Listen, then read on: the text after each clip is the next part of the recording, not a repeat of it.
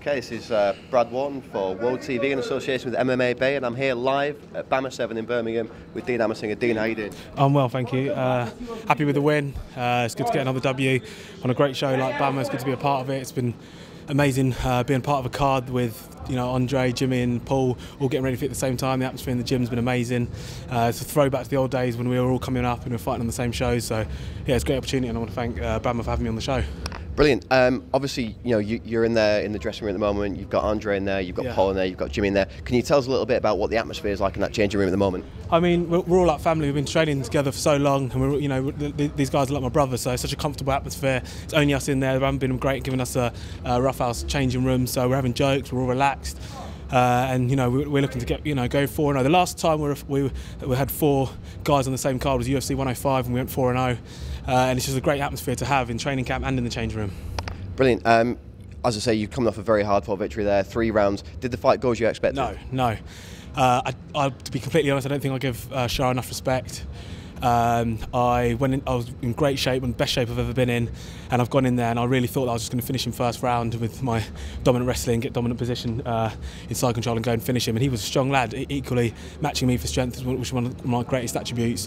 And I thought he did really well, and I don't mean to disrespect him in that way, but it's just my experience was higher, and I genuinely thought I'd be able to dominate. I also found, definitely not making any excuses, but we had to, for some reason, there's been a bit of a mix-up with the gloves, and we were wearing smaller gloves than we should. I was wearing a medium when I normally wear a large, and by the end of the first round, my arms were completely blown out. It wasn't necessarily my lungs; I felt fresh, but my arms felt like they were made of concrete. I just couldn't, throw a punch, and my arms didn't feel myself, and it definitely panicked me because I thought, going into the third, my arms were going to be even worse, and they were. In the third, I was really struggling. I had to dig deep, and I knew technically I had the edge, so I was just a couple of times I was taking a breather when I shouldn't have been, maybe, but I knew I could go on to dominate. So you got the takedowns very easily, but he seemed very tough to finish on the ground. Were you surprised at his submission defence? Definitely. I was surprised at submission defence, any strength. He wasn't necessarily the most technical guy in stopping my submissions, but he was matching them, for strength. He had pretty good hips. He was moving well, and I got some dominant positions on him that I normally, when I get on a person, they don't move out of, like crucifix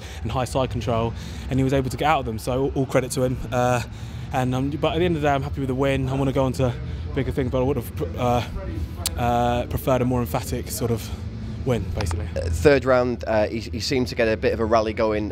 Were you concerned at all in the third round of that fight when you got some hits going on you? No, I mean, he didn't necessarily have the hardest battle I haven't hit hard on. It wasn't that. It was just that I felt like I couldn't implement my game as well because my arms, like I said, were blown out. So it was more that I knew I've got the heart to go 5 rounds if I had to, and even when I'm tired. So it wasn't necessarily that, but he was tiring as well, because obviously it must be difficult having me on top of him for that amount of time. So he was definitely tiring, but if he was a bit fresher, maybe I could have been a bit more trouble.